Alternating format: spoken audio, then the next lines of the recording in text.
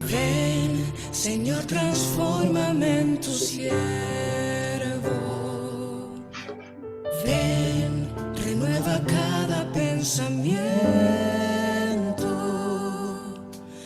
Ven, perdona mis errores. Ven y sana mis dolores. Ven, quita mis temores para que en libertad te adore. Señor, transfórmame, es mi deseo. Crea en mí un corazón nuevo que guarde tesoros en el cielo. Dios, transfórmame y lávame entero. Solo tu sangre tiene el poder de purificar. Transfórmame.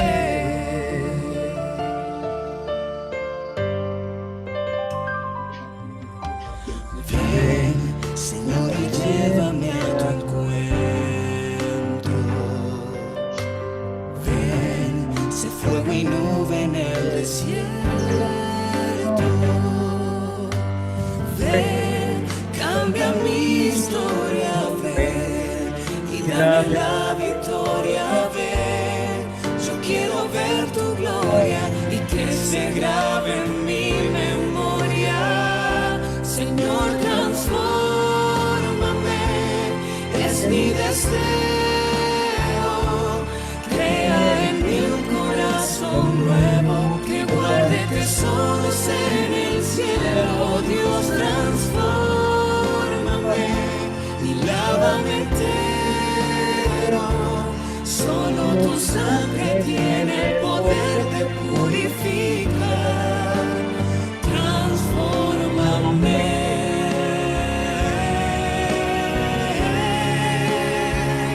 Señor, transfórmame, es mi deseo. Crea en mí un corazón nuevo que guarde tesoros en el cielo. Dios, transfórmame y lávame entero. Solo tu sangre tiene el poder de purificar. Transfórmame.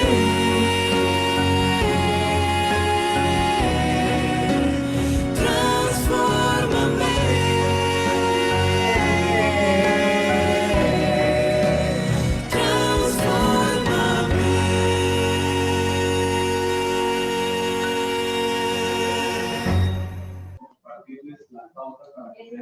Transfórmame. Muy buenos días, jóvenes. Buenos días. Deseamos la bendición de Dios para cada uno de ustedes. Y bueno, por suerte a ustedes les correspondió filosofía a la misma hora que estaba en el horario anterior. El sistema como que los quiere para que no cambiaran de... Entonces, voy a pasar lista, por favor responde. Hoy estamos a 15 del 02. ¿Cuántos celebraron ayer San Valentín? Yo no. Nadie. A decir que no. Me fui de violinista con una prima. Ay, no. Vuelvo a hacer eso. Ay, no. Gina feliz. Gina por allá feliz con... Mentiras, profe. Uy, no les crees a un niño. No, tú estás enamorada, la Sí, tipa. sí. Profe, ¿usted también disfrutó ayer San Valentín? No es de dudas. El Facebook habla por sí solo de lo que hicieron. No pueden hacer nada sin publicarlo en Facebook. Hubo más soldados caídos que pa' dónde. ¿Cierto? Menos ven. Un minuto de silencio por ellos. Yo Bueno, uso solo Facebook para que me Aguilar. recuerde cuándo cumpleaños los otros. Yo también. Amaya. Presente. Profe, Camargo. Presente. Díaz. Presente. Dueñez. Guerra. Presente. Rodríguez. Presente. Rubio.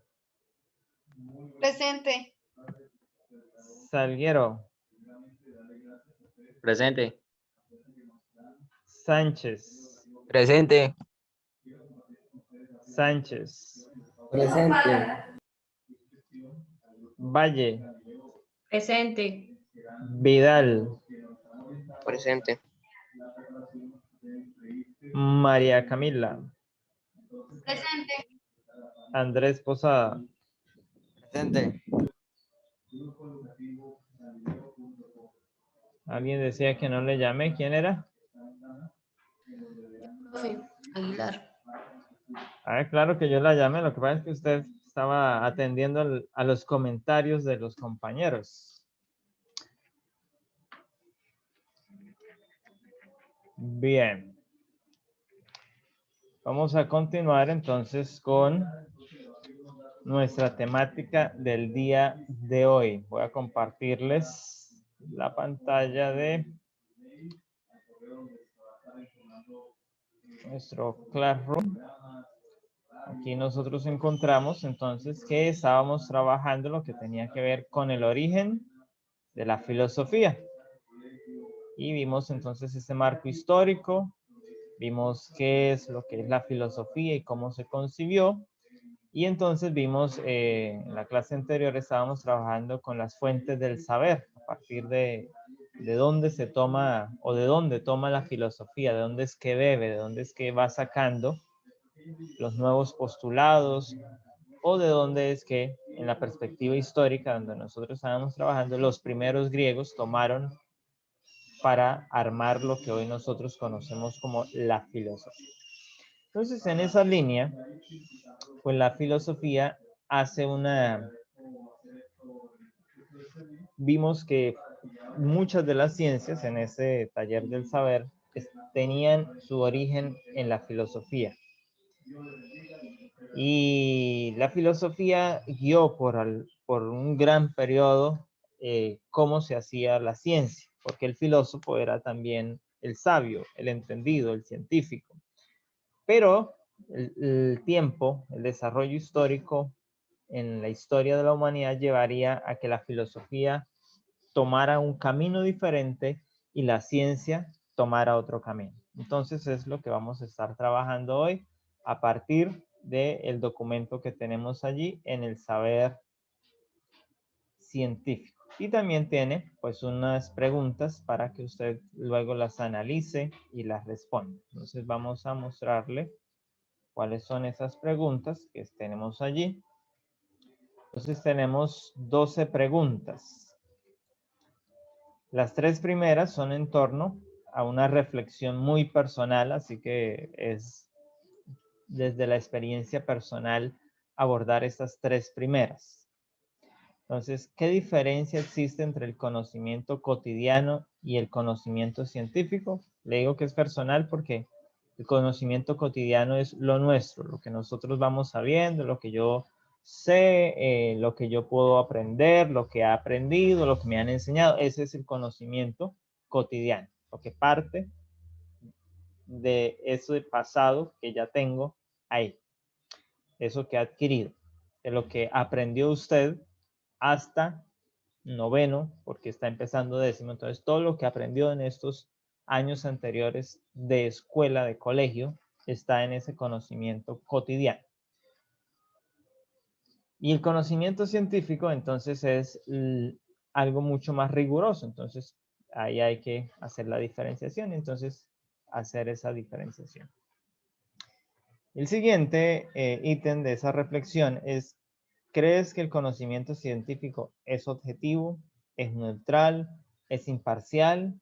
¿Y por qué? Y podríamos analizarlo desde el contexto actual que nosotros vivimos.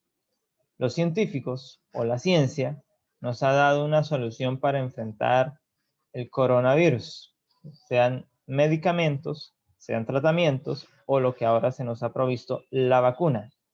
Entonces, en esa misma línea, usted lo puede aplicar en cualquier otro campo. ¿Ese conocimiento científico ha sido objetivo? ¿Ha sido neutral? ¿Ha sido imparcial? Y si la respuesta es sí, sí, sí, entonces ¿por qué? Pero si la respuesta es sí, no, no, entonces ¿por qué? Y explica. Entonces las respuestas no se van a aparecer porque pues es un análisis que cada uno de ustedes va a hacer desde su conocimiento, desde su experiencia. La tercera, ¿consideras que la ciencia y la técnica contribuyen al progreso del ser humano? Igualmente, es única, es lo que usted piensa, lo que usted considera la ciencia, consideras, o sea, es tú, no es el vecino, no es el compañero, ¿listo? Y estas sí, ya empiezan entonces en el desarrollo del análisis del documento que vamos a estar revisando ahora. ¿Has oído de los errores de la ciencia? ¿Por qué se producen? ¿Cuál fue la postura de Platón, de Aristóteles acerca de la ciencia?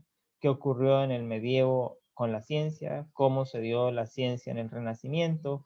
¿Qué ídolos propone dejar atrás Francis Bacon para progresar en la ciencia? Elabore una tabla de clasificación de las ciencias, cuáles son las características del método científico, de los métodos de las ciencias naturales y de del método de las ciencias sociales. Entonces vamos a analizar varios métodos, que es hacia donde vamos a ir ahora, para ver cómo se hace ese llamado conocimiento científico.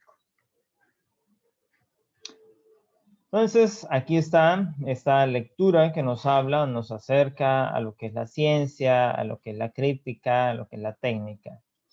Entonces, podemos decir que la era de la técnica es la era en la cual nosotros hemos sobrevivido, hemos desarrollado nuestra experiencia de vida, porque ya contamos con conocimientos científicos muy avanzados que nos permiten sobrellevar de una mejor manera la vida, que nos permite hacer un enfrentamiento de las adversidades que podemos encontrar en el medio en que vivimos para mejorar nuestra condición, para tener unas mejores condiciones, para tener una mejor experiencia, para vivir en un mejor confort.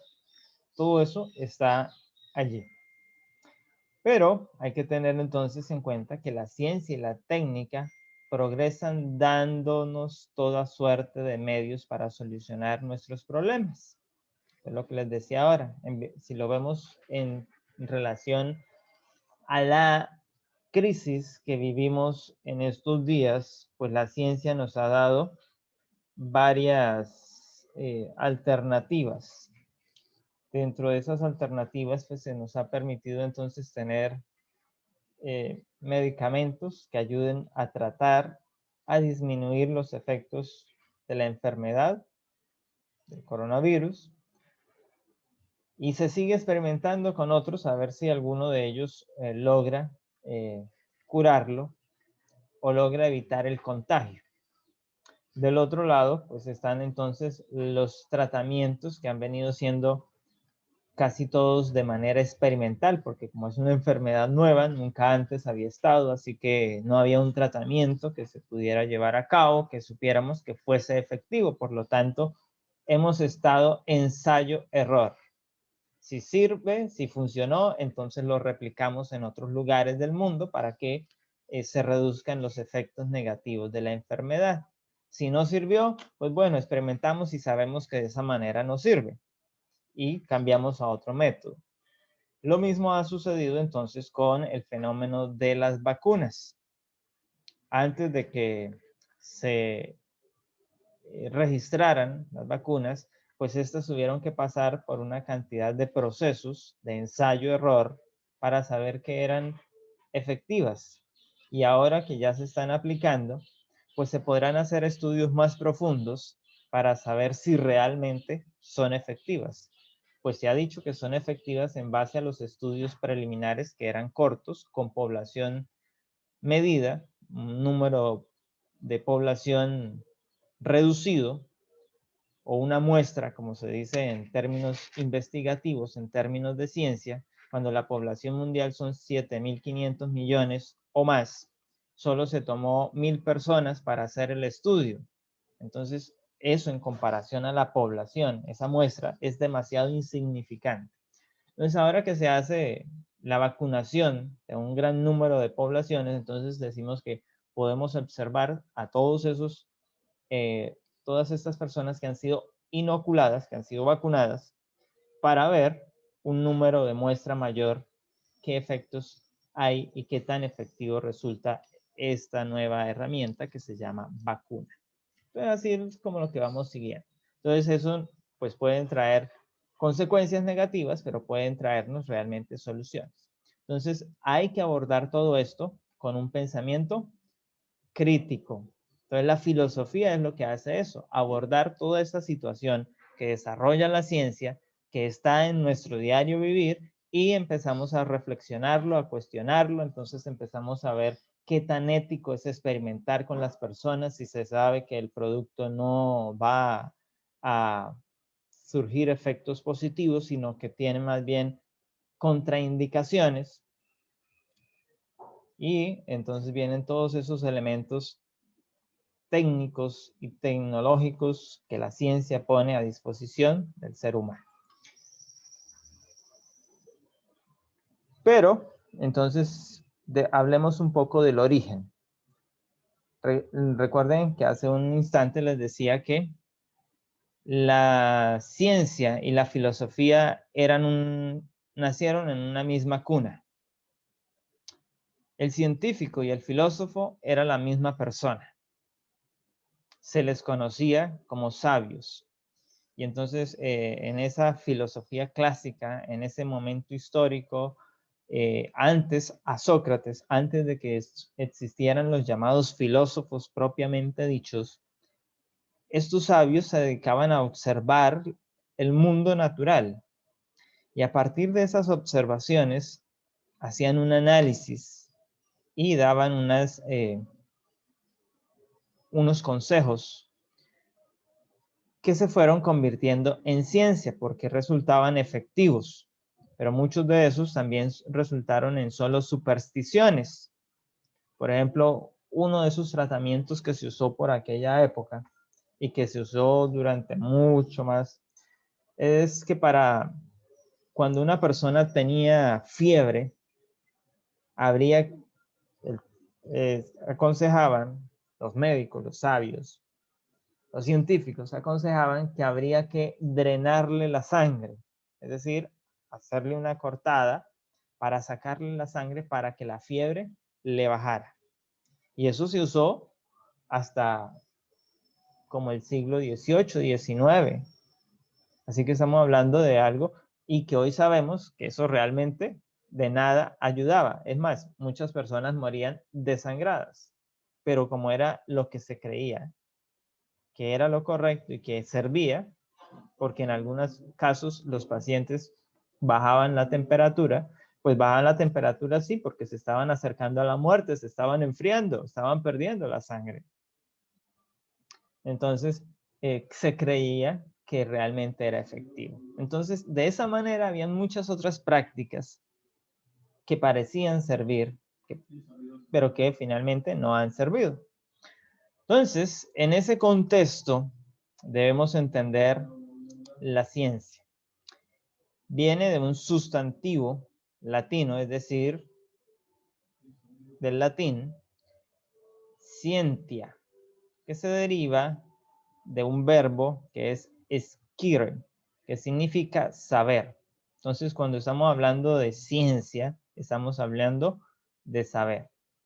Y etimológicamente, entonces, esa misma palabra latina, con estas raíces en el verbo del sustantivo, tiene un origen en el griego, que es episteme. Y episteme, entonces, tiene que ver con el conocimiento verdadero. En filosofía hay dos tipos de conocimiento, y uno es episteme. Y ese episteme, entonces, es ese conocimiento que ha sido probado.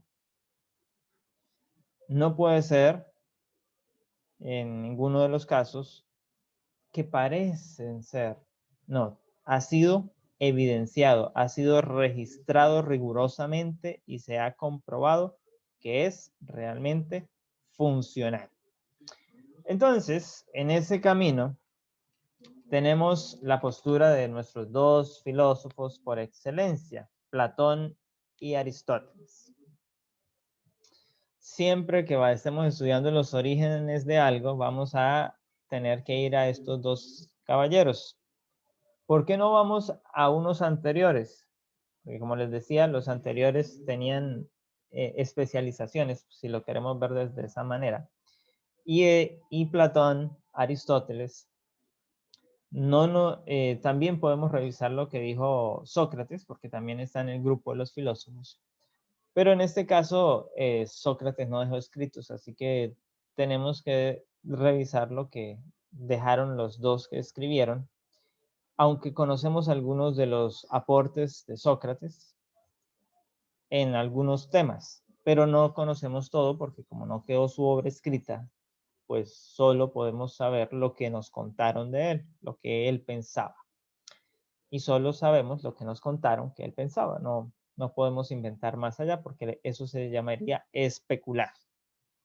Entonces, Platón dice que la episteme, es decir, el conocimiento verdadero, está relacionado con el mundo inteligible. El mundo inteligible es el mundo de las ideas, el pensamiento. Mientras que el conocimiento relativo, es decir, la doxa, lo que les decía, el otro tipo de conocimiento, es la opinión. A mí me parece, yo opino, es mi punto de vista. Eso se llama la doxa. Y la ciencia, el saber, se basa en el episteme, no en la doxa. ¿Por qué? Es un conocimiento de la verdadera realidad eterna e inmutable. Entonces, recuerde, Platón va con episteme y descarta la doxa como un conocimiento fuerte. Sin embargo, lo toma para eventos menores. Dicho de otra manera, entonces para Platón habían dos posturas de la ciencia, la episteme y la doxa. Dicho de esta manera, en relación a lo que nosotros estamos viendo ahora, el que va con la doxa nos diría que los tratamientos alternativos, que tomar hierbas, que tomar el merjurje de que untarse tal aceite le puede curar el coronavirus. Eso sería la doxa. Y el episteme, pues sigue el tratamiento que le está recomendando el médico. Ahí estaría bien diferenciado entonces para analizarlo ya en nuestro contexto más suavecito. Aristóteles, que también debe tomar los mismos elementos porque es lo que existe en el campo del conocimiento, entonces dice que la episteme no solo es el mundo inteligible, del mundo de las ideas, como lo planteaba Platón, sino que es un tipo de conocimiento universal, necesario y es enseñable. Es universal porque todos pueden acceder a él. Se puede dar en cualquier parte, no está sujeto solo a un individuo. Es necesario porque todos lo requerimos. Y es enseñable, es decir, se puede transmitir de un individuo a otro. De esta manera, entonces, está concebido como un conocimiento sensible. Entonces, noten los términos. Para Platón es un mundo inteligible. Para Aristóteles es un conocimiento sensible. Los términos son muy importantes. ¿Qué es siempre el conocimiento sensible? Entonces, siempre es un tipo de conocimiento de lo particular y contingente. Es decir, se especifica en un campo rotundo. De allí tenemos entonces hoy que los médicos pues tienen que ser especialistas. Ya no basta con que sean médicos. Entonces, hay el que es especialista en traumatología, el que es especialista en neumología, el que es especialista en optometría, el que es especialista en cardiología, el que es especialista en neurología, y así cada uno. Entonces vemos esa especificación centrada en un conocimiento específico, en un conocimiento particular contingente. Y allí podemos ver entonces que eso llega a esa línea de pensar que colocan Platón y Aristóteles, llegan hasta la Edad Media. Es decir, no hubo un mayor avance.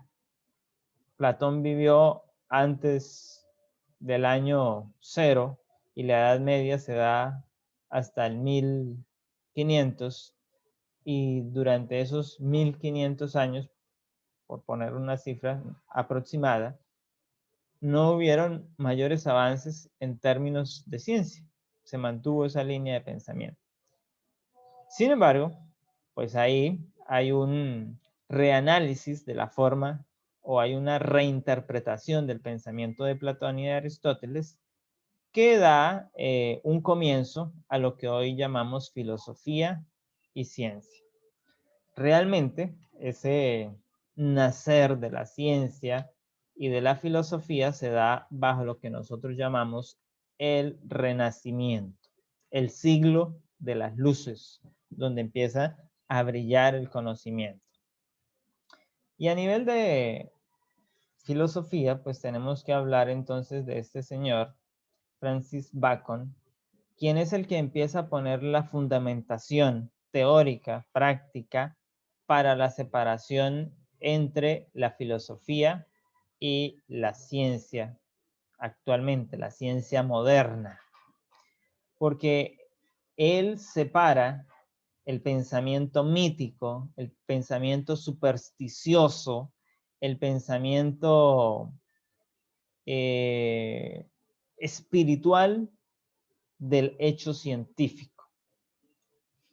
Entonces, a nivel de ciencia, esto es muy importante porque se dejan atrás las prácticas de hechicería, las prácticas de los hechiceros, de los, en términos de los habitantes de América, podríamos decir, de los mamos, de los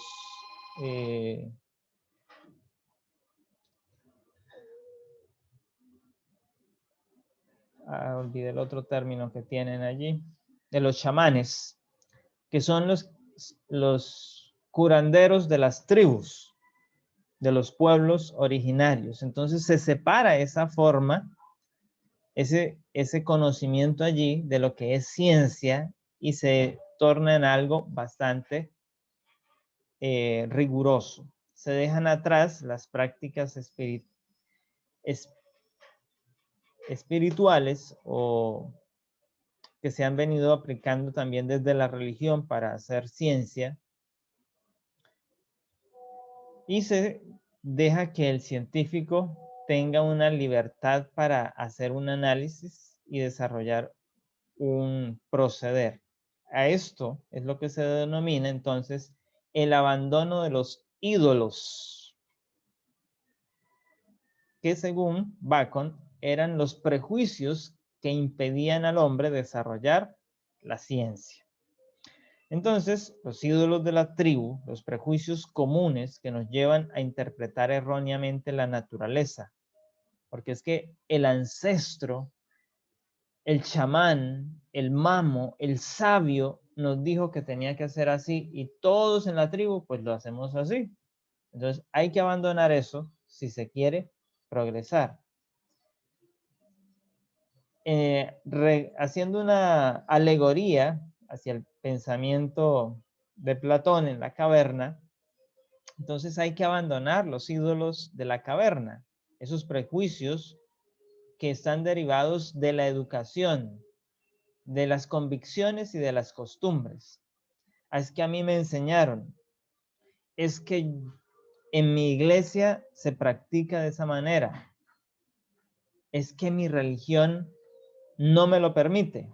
Entonces, él dice, hay que desprendernos de eso para poder hacer ciencia. Los ídolos de la plaza pública. Entonces son los prejuicios que hacen el uso del lenguaje para comunicarnos, pues el significado de las palabras es a menudo impreciso. Entonces aquí podríamos aludir a estos elementos publicistas o publicitarios que se usan, en el término de filosofía se colocan en la plaza pública porque era el lugar donde el orador, quien practicaba la oratoria, se levantaba y daba a conocer su postura y todo el pueblo entonces lo escuchaba y decía, oye, tiene razón, es como posible. Entonces hay que abandonar esas posturas particulares. En términos políticos, pues hay que saber analizar lo que nos están diciendo, porque esos discursos son muy imprecisos, hay que analizarlos, no debemos dejarnos llevar por la euforia del momento. Entonces, para el término de la ciencia hay que abandonar esa euforia, hay que abandonar ese ídolo, porque es que es el artista que me gusta, es el deportista más famoso, entonces termino haciendo cosas imprecisas porque simplemente este famoso lo está refiriendo como algo real. Ahora con lo del coronavirus tenemos por ahí algunos famosos diciendo que tomar dióxido de cloro los va a curar. Eso es algo bastante impreciso, que la ciencia ha demostrado que el dióxido de cloro no ayuda. Pero sin embargo, con estos estrellas del cine, del arte, de la música, diciéndolo, pues muchas personas lo andan practicando y ponen en riesgo su salud. Entonces, nótese esa imprecisión. Entonces, es ese tipo de ídolos los que hay que abandonar de la plaza pública. Los ídolos del teatro. Hay que recordar que aquí, pues estaba, para ese momento no existían las artes que hoy llamamos el séptimo arte, el cine y la televisión. Existía el teatro. Allí era donde se daba la exposición pública de un tema y la crítica social de un tema se daba en el teatro, porque se asistía, ese era el escenario para relajarse, para tener esparcimiento social. Hoy eso, pues él nos diría abandonar los ídolos del cine, porque se ha ampliado mucho más ese aspecto. Y ya no hay que ir al lugar, sino que está a nuestro acceso, al acceso de un clic, de entrar a una página, a una aplicación, a un streaming, a un canal específico para ver lo que... Y allí podríamos estar entonces siendo llenados de ese tipo de prejuicios que socavan la ciencia. Y pues aquí, no, bueno, él dice que esas afirmaciones pasan a nuestro inconsciente, es básicamente lo que nos están diciendo, sin ser sometidas al análisis. Y después de que están en el subconsciente, pues se asumen como una realidad. Entonces hay que tener cuidado con eso, con lo que vemos.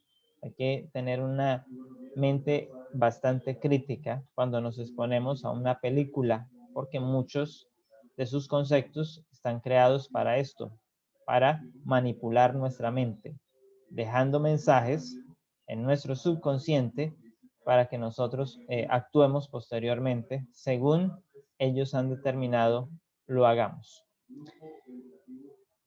Entonces, eso es lo que se conoce como la revolución científica y que da el origen entonces al desarrollo de las ciencias físicas. Entonces tenemos a Newton en esa época, tenemos a Galileo Galilei con la astronomía, haciendo postulados en física y en astronomía que desarrollaron y que revolucionaron, que derribaron los prejuicios que existían en ese momento, que enfrentaron a la iglesia, que enfrentaron a la autoridad, al Estado, al rey, para dar ese conocimiento al mundo. Y que hoy para nosotros entonces los conservamos como su legado, como su aporte.